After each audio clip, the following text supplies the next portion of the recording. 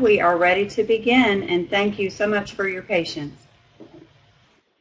Yes, thank you. Thank you, everyone, for your patience. Looks like we are good to go. So again, I'm Teresa Colazar with the Bureau of Rehabilitation Services, and today we are going to dive right in. Here's what we'll be covering today. We'll spend most of our time doing a quick refresher on supported employment services, including how supports are funded, who's able to receive supported employment services. We'll also talk through other types of supports that individuals may need. We'll talk about extended services and how those differ from what we talk about as supported employment services, and then we'll go through some common frequently asked questions. We'll then briefly go through some documentation, including the employment support and retention plan, and also review. I don't know if you can adjust your microphone. I'm all the way up. I'll move the mic a little bit closer. Is anyone else having, it's really difficult to hear. Can anyone else hear? I am not having any trouble at all hearing Teresa. She faded out for a few seconds, but that was about it. Maya.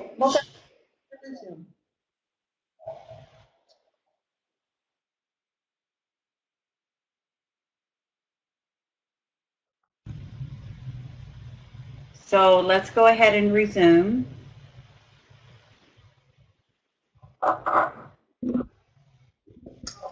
Okay, let's go ahead and keep going. Finishing up with the agenda, we will also review the changes to supported employment services and how those are authorized. And then I will make sure I watch the clock and leave some time at the end for questions. So what is supported employment services, or commonly we use an acronym SE? Supported employment services are ongoing support services and other appropriate services that are needed to help support and maintain an individual who has a most significant disability in supported employment, and generally that is for a period of time not to exceed 24 months. Services such as job coaching are for individuals who have supported employment and long-term supports identified on the IPE. So we often think of supported employment services as job coaching. That's typically those on-site supports. However, supported employment types of supports can also be provided from an off-site or a combination of both on-site and off-site, depending on the needs of the individual. And of course, the purpose of these supports is to help individuals to obtain stabilization on their job. We'll talk briefly about stabilization and how to determine when that has occurred. Stabilization is when the individual has achieved their highest level of independence on the job.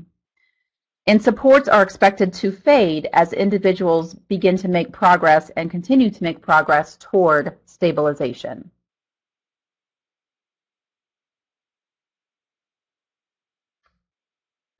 Who can receive supported employment services?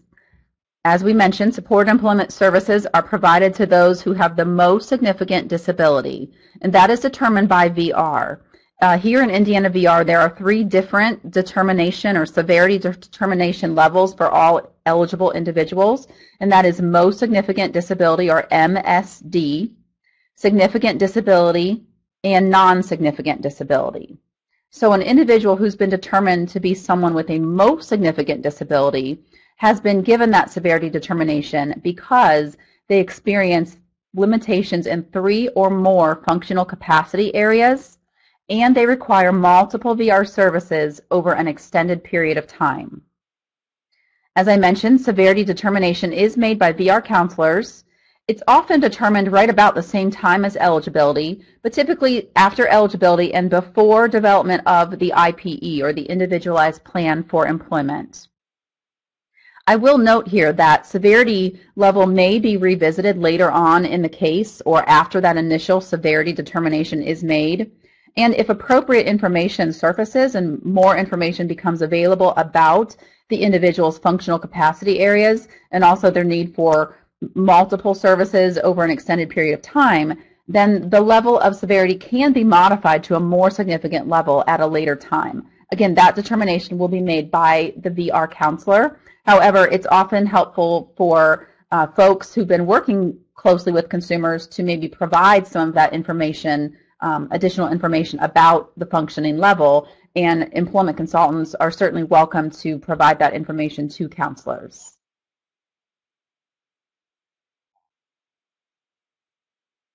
Let's briefly talk about other supports. So we've covered supported employment services briefly.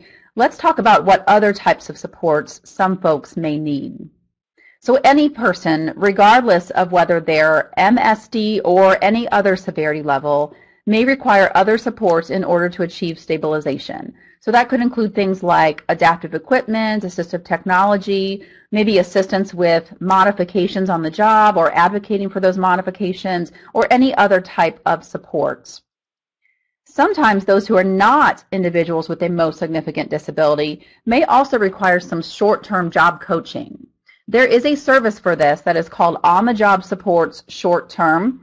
Like every other hourly service, it is funded at $42 an hour, and that may be a service that VR funds and must be outlined on the individual's plan for employment. All support should be outlined on the Employment Support and Retention Plan, which we'll talk in more detail about later. And we'll talk about how that plan should be updated monthly and also how to go about providing monthly progress notes.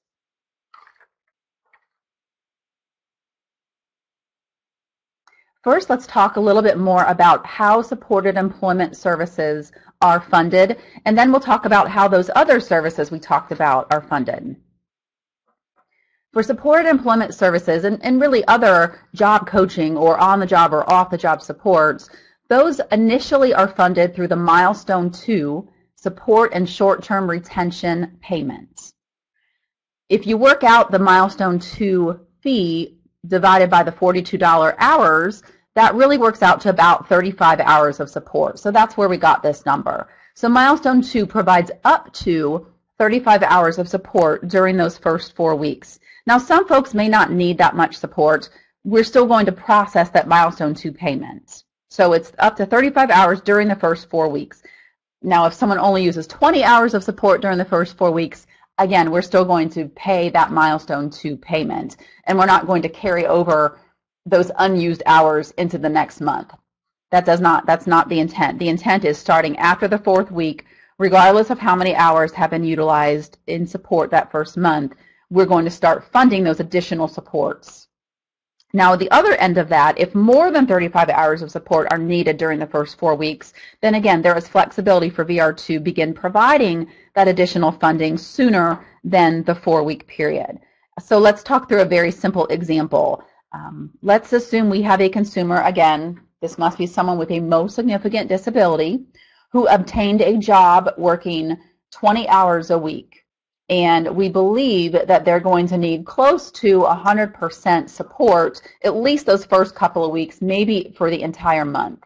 So for that individual, they are definitely going to need more than the 35 hours of support during those first 4 weeks. In that case, what would be best practice is for the employment consultant to go ahead and complete the essential sections of the Employment Support and Retention Plan as soon as possible, and also have a conversation with the Voc Rehab counselor to request the funding begin sooner than 4 weeks. And again, VR may fund supported employment services for up to 24 months. The goal is for VR and for that supported employment services to be sustained until the individual achieves stabilization. Okay, so in order to continue to assist a consumer in working towards stabilization, again, that additional funding for supported employment is available.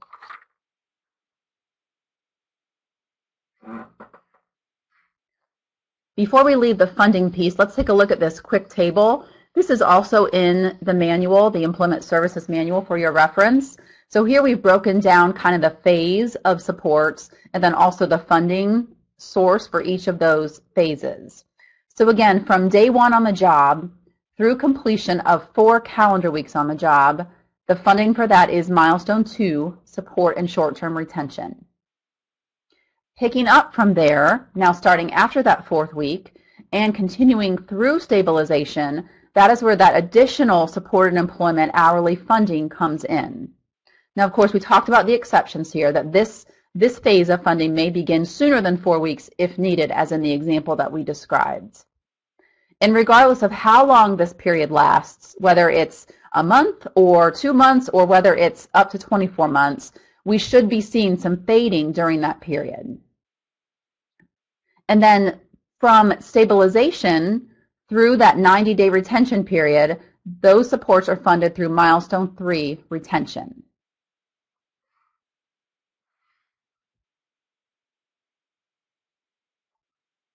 Now briefly, let's talk about how other types of supports are funded. So again, supports like assistive technology or adaptive equipment, maybe work clothing or other related items, just as they've always been, these may be funded by VR if they're necessary for the individual and in line with the plan for employment.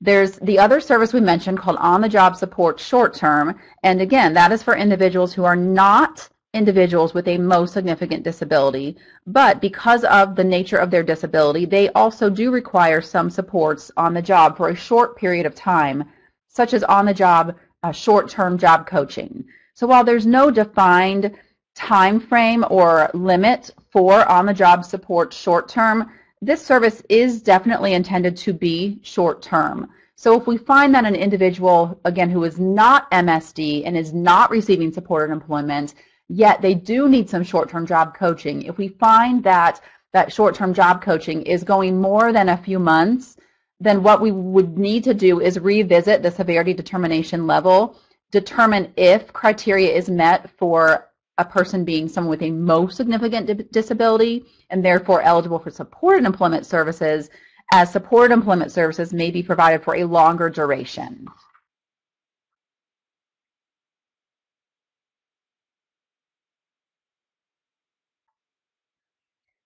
Now, we've mentioned stabilization a few times. Let's talk through that a little bit.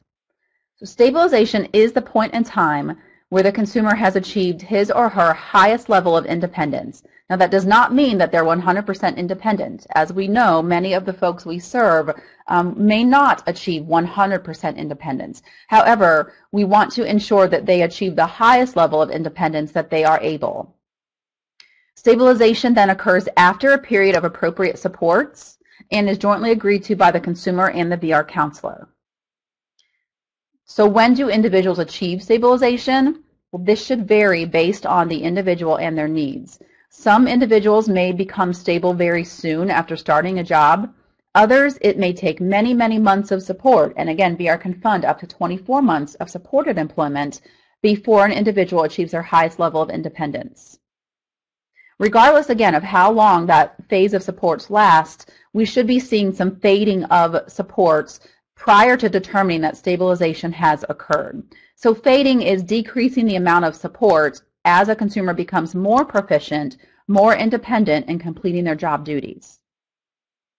So how do we determine that date of stabilization? Of course, there's no science behind this. As we said, it varies by individual. It is a judgment, and we need to definitely get good information from the employment consultants back to VR, and additionally get information from the consumer on how things are going. There's no right or wrong date of stabilization. It is that date that the team believes the consumer is at his or her most independent level, and importantly as well, we all feel that the consumer is able to sustain that level of success and maintain that job long term with that minimal level of support, or in some cases, maybe with no additional long-term supports.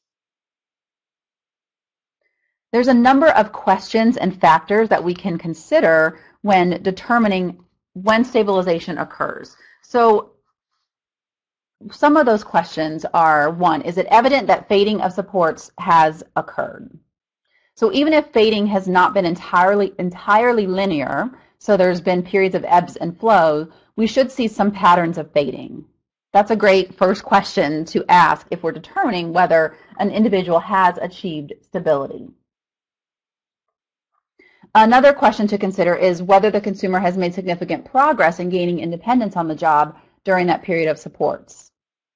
Also, is there strong potential for the individual to become more independent, resulting in additional fading of supports? If that's the case, then we may not yet be at that most stable level, and we may need to continue providing those supports to ramp that person up to a more independent level.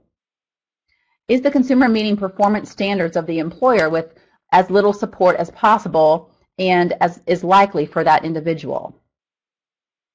Again, if they are, that may be a good cue that we're approaching stabilization. If they're not, we may need to do some work to determine how we can, again, help that individual meet those performance standards. And maybe we need to implement some accommodations for that to occur as well. Why do we believe the consumer has achieved their highest level of independence? What evidence do we have? And then for consumers receiving supported employment, are we confident the consumer will be able to maintain that job with the identified extended services? So again, are they at their highest level of independence and at a level that they can sustain long term? So speaking of extended services, let's talk through that a little bit, because I think there is still some confusion of what extended services are, how they differ from supported employment services, and how they're funded differently than supported employment services. So as we know, often because of the severity and the nature of an individual's disability, they will need extended supports for a long-term period after the VR case has closed. Extended services then are provided by an entity other than Voc Rehab. They begin after that retention period. So it's stabilization plus a minimum of 90 days. That's that retention period. And then typically closure would follow. But after that retention period, that is where those extended services would come into place. So since extended services are not currently provided by VR, who are they provided by? There's a variety of sources. They may be provided through a Bureau of Developmental Disability Services waiver or state line funding, Medicaid funding, Medicaid rehab option, through development of natural supports, or some agencies are using revenue from the Ticket to Work program, or any other number of sources. It is very important to start building those natural supports soon after placement. And it's critical to ensure a smooth transition to extended services. And we can provide that coordination and that transition while we're still in that support phase and approaching stabilization by making sure the appropriate documentation is completed. And that includes the transfer to extended services form, which we'll look at here in a moment.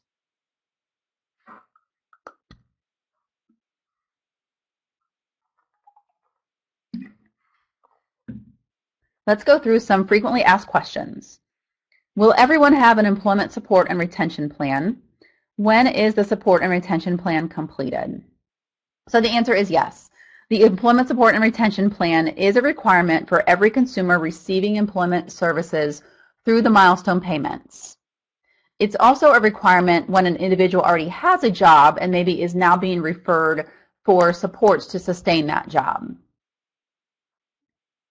The employment support and retention plan initially is completed no later than the completion of 4 calendar weeks on the job. So by the time that individual, that consumer, is completing 4 weeks on the job, the employment support and retention plan should be submitted to VR. And it must be updated quarterly. And we'll look at the form and I'll show you which sections should be updated quarterly. So those updates are important throughout the support phase so that we can see what progress is being made, what fading is occurring, what additional issues are arising, and how are we doing in terms of achieving stabilization. And then it's also important that we get monthly progress towards stabilization. So keeping VR informed each month of issues and concerns, and again, progress toward that stabilization. And again, I will show you on the form where that monthly update can go. What if a person requires more than 24 months of supported employment services in order to achieve stabilization? So as we mentioned, VR is flexible and can make this exception. Well, the majority of folks would not need supports beyond up to 24 months. If there is a case where that does need to occur, that will be reviewed on the individual case basis. And again, it's always important to make sure the employment support and retention plan clearly articulates the needed supports. And in this type of case, if someone is receiving supports for such a long period of time, there should also be some evidence that we believe an individual can become more independent, can become more stable on the job in order to continue providing those supports and ensure we have a good job match. What is CEFA? Who pays for CEFA, or supported employment follow along? Are there other funding sources for extended services other than the Bureau of Developmental Disability Services? So extended services, as we mentioned, are provided by possibly another state agency, so it could be BDDS, a private nonprofit organization, an employer, through natural supports, we talked about Medicaid rehab option, or any other resources from funds other than VR. This is actually an update from BDDS. So supported employment follow along, or what was commonly called CEFA, was a service provided through BDDS. On July 1, 2015, BEADS added extended services as a new service, and that replaced CEFA. So extended services are funded through BEADS, and that is defined through BEADS as an ongoing employment support service which enables an individual to maintain integrated, competitive employment in a community setting. If a consumer is eligible by BDDS as determined by BEADS, then BDDS funding through extended services, that new extended services definition may be a source for long-term employment supports for that consumer.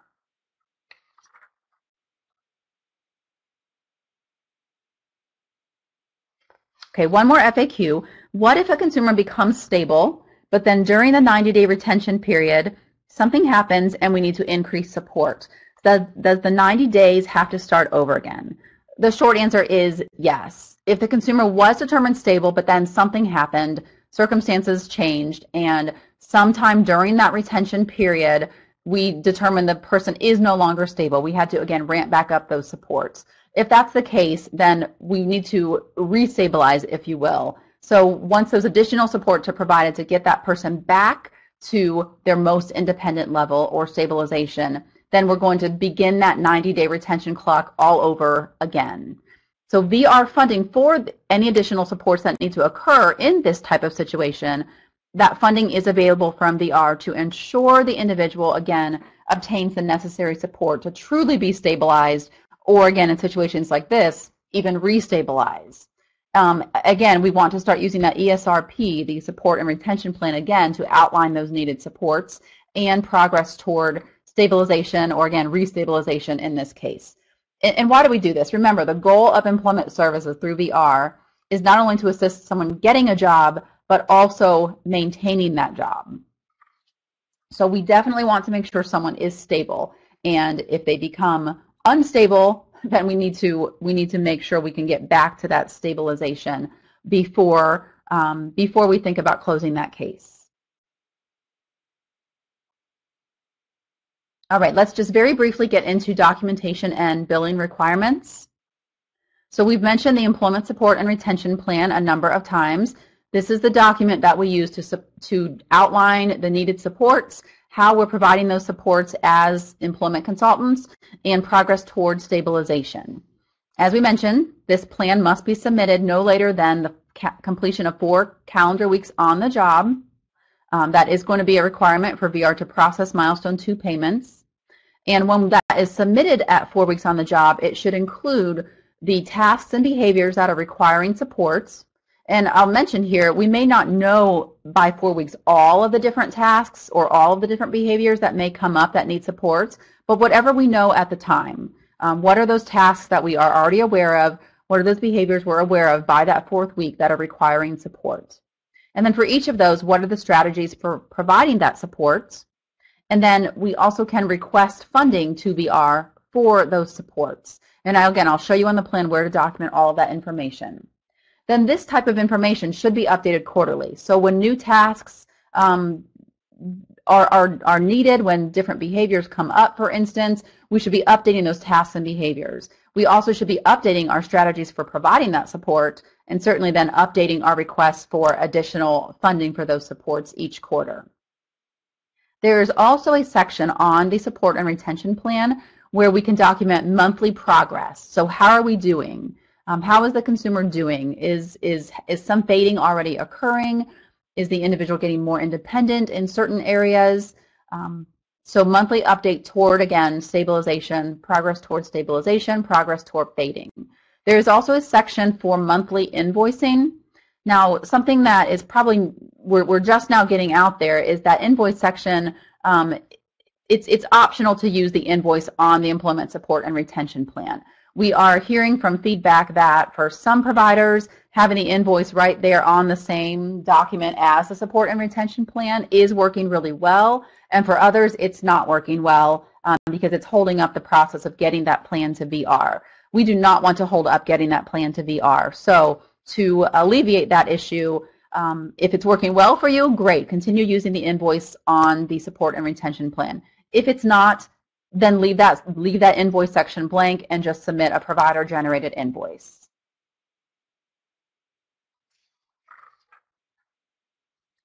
The date of stabilization should also be documented on the support and retention plan once it is achieved. So we're actually working on making those forms more user-friendly. I apologize about that. I was getting a phone call. Making those forms more user-friendly, and so we are looking at improving those instructions and having a designated area for a stabilization date to make that clearer. Once an individual does achieve stabilization, it is important to keep the VR counselor up to date during that retention period. So remember, that retention period that immediately follows stabilization will be a minimum of 90 days. If things are going very smoothly during that 90-day period, then a monthly email, phone call, or brief check-in is sufficient. You may also use, again, continue to use the support and retention plan if it's appropriate. If there are major concerns or issues come up during that 90-day period, then we must continue to use that employment support and retention plan during that retention period. But again, if no issues arise, things are going smoothly, then a monthly check-in, again, through email, call, etc., then that's sufficient. The transfer to extended services form should be completed following stabilization. VR will need to submit this documentation to the extended services provider at minimum 60 days prior to closure. Okay, before we look at the employment support and retention plan, let's do a quick review. So the employment support and retention plan is an agreed upon employment support plan, and it outlines those job tasks and consumer behaviors that are requiring support in order for those individuals to successfully achieve stabilization and job retention. It must be submitted by the 4th calendar week. It could be submitted earlier, and there are certain components that need to be updated at least quarterly. We also need to have monthly progress updates, and again, I'll show you the appropriate section of the support and retention plan for that.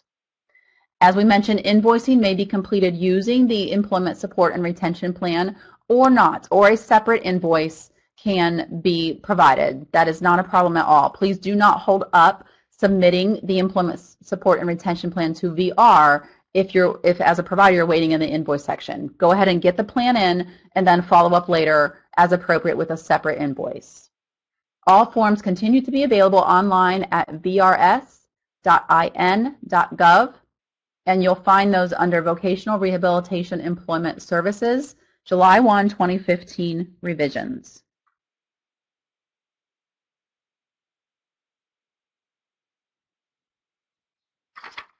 So here's the employment support and retention plan. If you make your screen to full screen here, it will be a little bit easier for you to see on your screen. The top section here is the general information, just as we see on most forms. And then this middle section here where the large arrow is, develop employment support and retention plan and update quarterly. This is where we are going to identify, again, those tasks and behaviors that need support, whether those supports are provided on-site or off-site. You'll see those drop-down options in this third column here. And then the strategies and techniques for providing those needed supports goes here. And then who is going to provide those supports? Is that the employment consultant? Maybe it's the employer, maybe it's a combination, maybe it's a parent. So those are really the sections that we want to see completed by that 4th week. The other 2 columns here, the progress toward independence, that's another drop down where you just select independent, making progress, or no progress. If we know enough by 4 weeks, sure, go ahead and select the appropriate information there, but really this is where it gets more important for the next quarterly update of the support and retention plan so that we can see movement. from, again, no progress to making progress or making progress to independence. And then there's also a section here for notes or comments as they're applicable. I think it's helpful to fill something in there to give the counselor some narrative just of how things are going so far. So that is what should be completed by the completion of four weeks. And then what should be updated quarterly, again, as new tasks or new behaviors surface, we need to add those, again, at least quarterly. As additional strategies then are implemented to support those tasks and behaviors, again, those should be updated quarterly. Who will provide supports, the progress, the little drop down, independent, making progress or no progress options, and then as applicable notes and comments. That's what should be updated then each quarter following the initial submission at 4 weeks. And then we'll take a closer look at this bottom section here on another slide, but this is where the provider may request funding then to carry out what's been outlined above here. So how many hours of support are necessary then to carry out these strategies, and are we requesting that for what time period, a month, a quarter, what does that look like?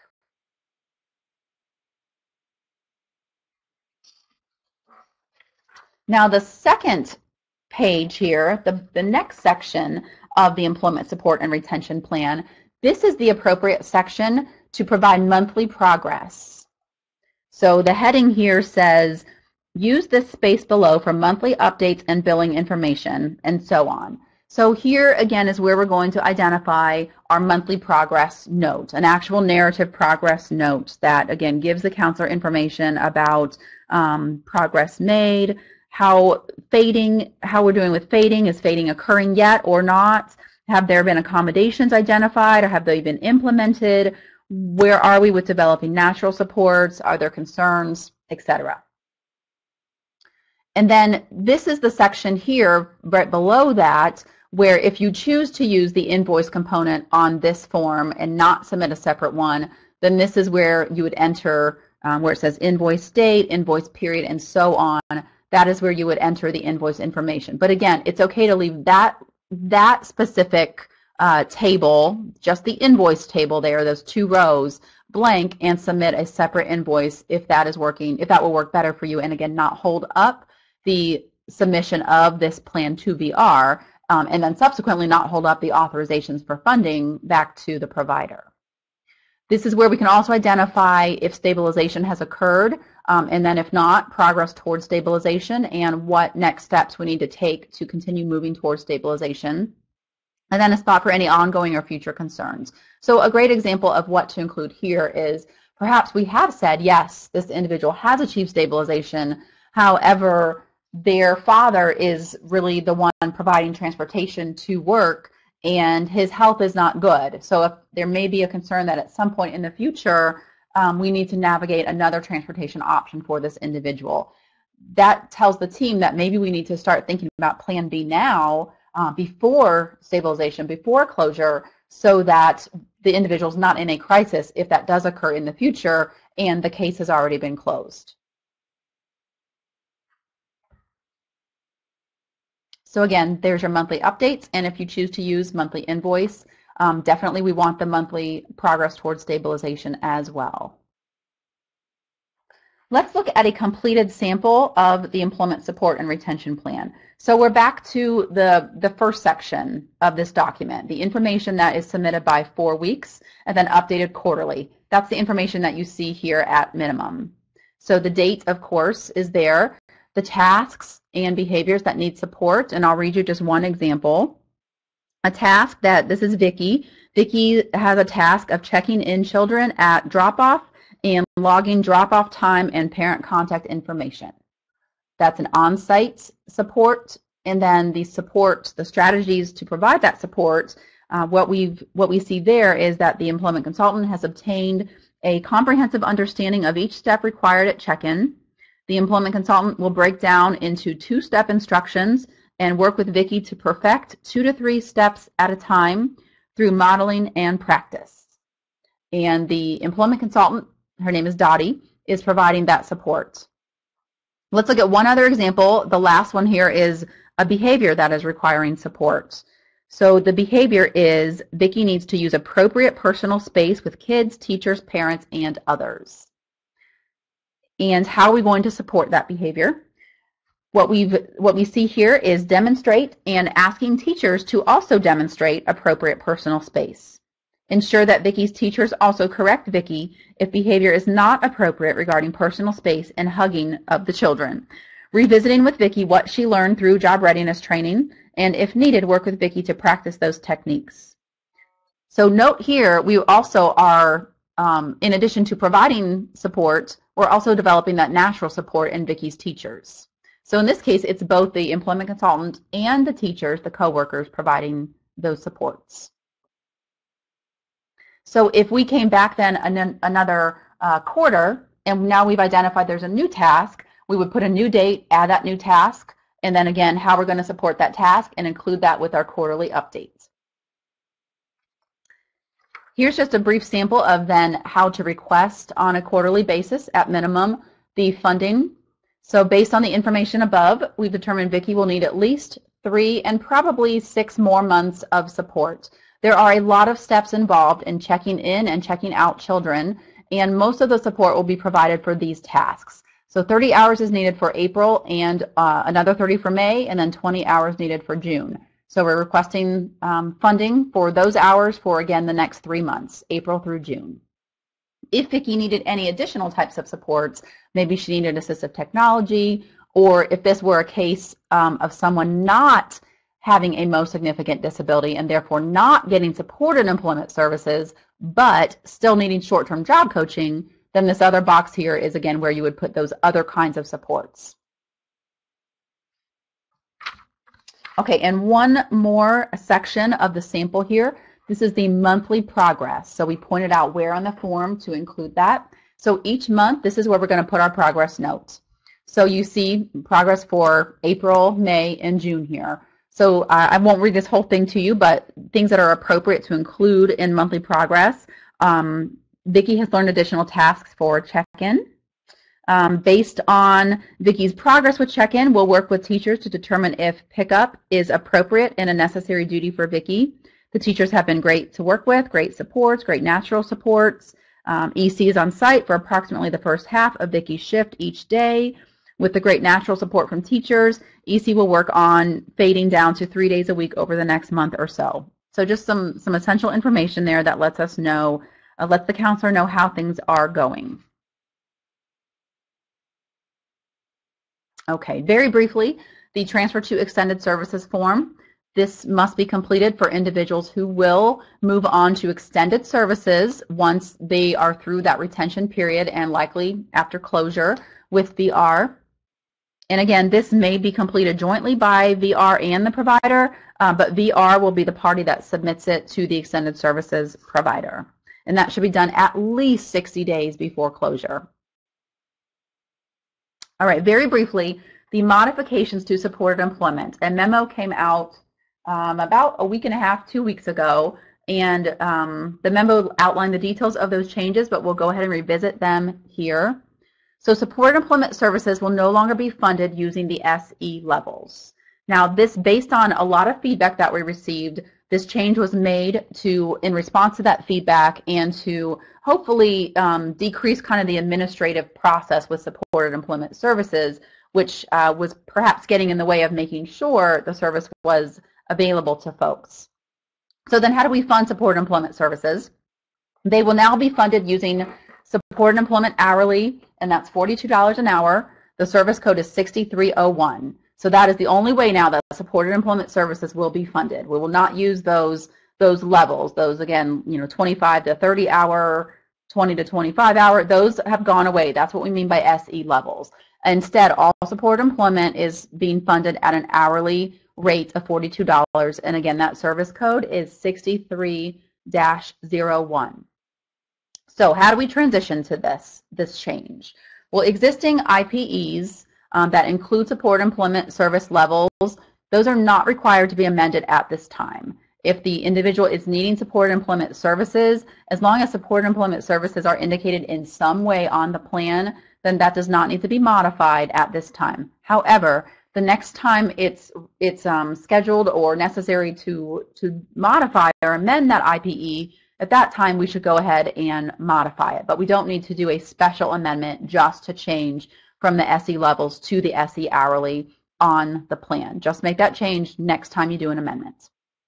Similarly, existing authorizations for SE services with the SE levels, those are not required to be canceled out. We can continue to carry out those, but anytime we do a new authorization, those will not be available. We will just use the SE hourly. However, those existing authorizations for SE levels may not be extended or modified. If that needs to happen, then we do need to just cancel that out and do a new authorization using the SE hours. Now, some people have asked, well, can we cancel existing auths for SE levels if that is easier, better, or not?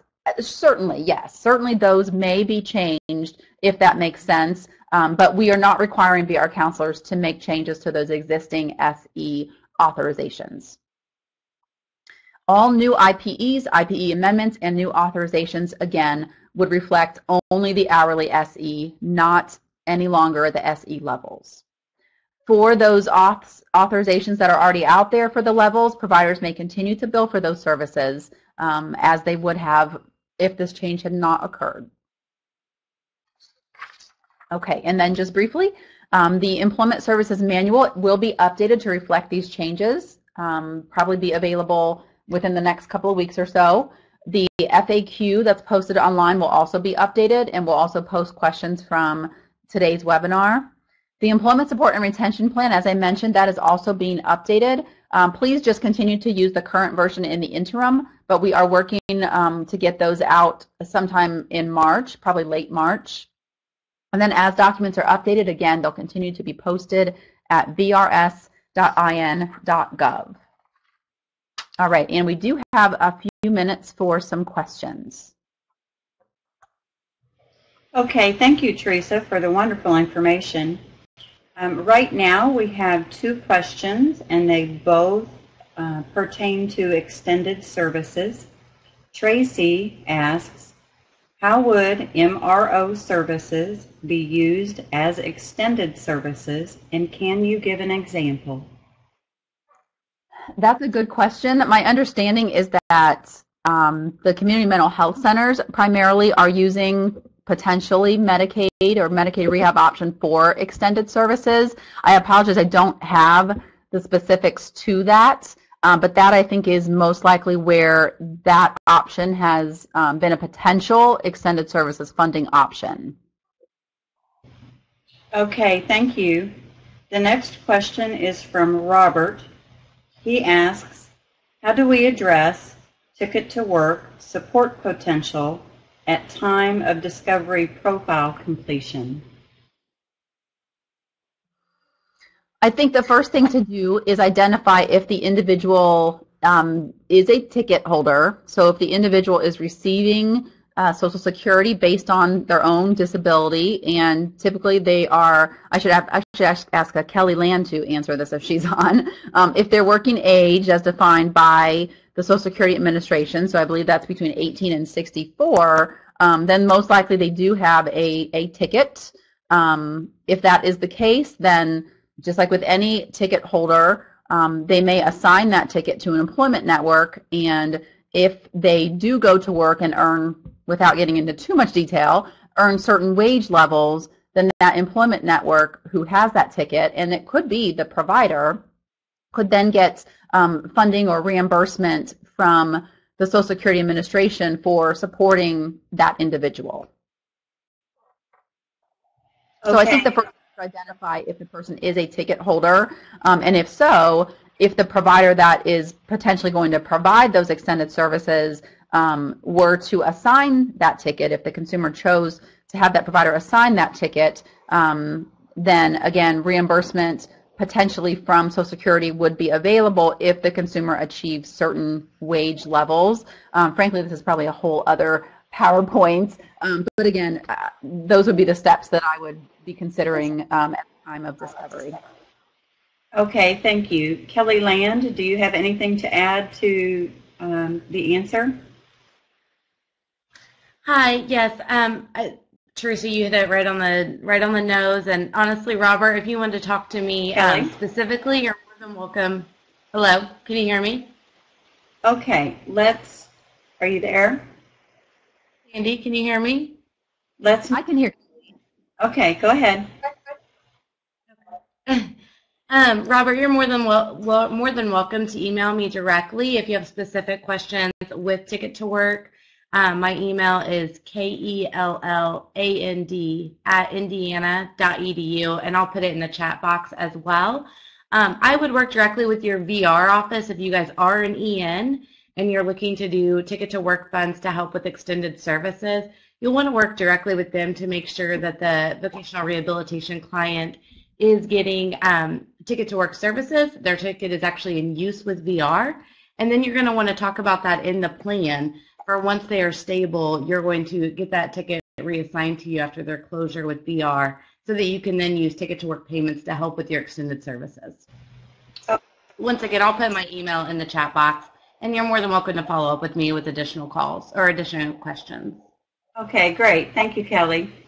Brittany has a question, and her question is, if a consumer is in supported employment services, meets milestone 1 and 2, then 6 months into supported employment services incurs a job loss, does VR pay milestone 1 and 2 to allow the provider to find the consumer a new job? And if so, does the 24-month stabilization clock restart as well? Yeah, that's a good question. That is definitely an option. But like most things, it's not a black and white situation. We would need to assess that specific consumer situation. But we need to make a determination of whether going back and repaying the milestones is appropriate based on what the consumer needs. So yes, we can be flexible certainly with that. For some consumers, absolutely, that might be the best strategy because of the level of support, the level of work involved in placing and, again, supporting the individual. So in those cases, yes, it makes sense to go back and repay and reauthorize those milestones. For others, maybe they don't need a very intensive help in getting a new placement. So we could explore other potential options, maybe hourly job search for assistance. Regarding the 24 months for support employment, yes, again, based on the consumer's need, if that's someone with a very high need for supports, because that would be a new placement, then yes, VR could again provide, starting again, up to 24 months of supports for that new placement. Okay, great, thank you. Melinda asks, is there a minimum period of time before stabilization can occur for a supported employment case under the new system as there was under results-based funding? No, there is no minimum time for stabilization to occur. Again, some folks may stabilize very quickly and others may take many months. I think this is just where judgment is very important and using the information that we have. If we had suspected someone needed a very high level of support and we're hearing that they're stable after, a month or 2 months, we probably want to question and ensure that truly that is the case. So I would have people reflect on those questions that we showed, and those are also in the manual of different questions and factors to consider to help assess stabilization. But there's no set minimum amount of time. All right, great. Melinda asks, will the state change in mileage to 36 cents a mile? Will that change be reflected for hourly employment services? I believe there will be a memo coming out regarding that change. So I don't have the specifics today, but we will get that information to you once that memo from DDRS is developed. Okay, great. Thank you. Those are all of the questions that I'm seeing right now. I will give the audience just a few seconds here to start typing any other additional questions that you have. It is 11 o'clock right now, but if you have a quick one, perhaps we can get that answered. If not, all unanswered questions will be available via the vrs.in.gov website. So let's give it just a few more seconds here, Teresa, if that's okay with you. Yeah, of course. Great.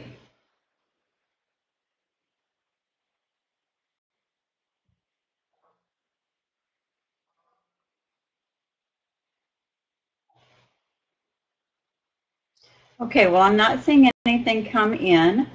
So as a reminder, this webinar is available at the IIDC website under past trainings and materials, and rehabilitation services resources are available on their website. So everyone have a great Monday. We appreciate you joining us, and thank you again, Teresa, for the fabulous information. We appreciate it. Thank you all for your attention today.